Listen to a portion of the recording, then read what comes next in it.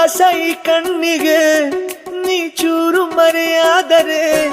ವನವಾಸ ಕೈಗಳಿಗೆ ಈಗ ಅರೆಗಳಿಗೆ ದೂರ ನೀ ನಿಂತರೆ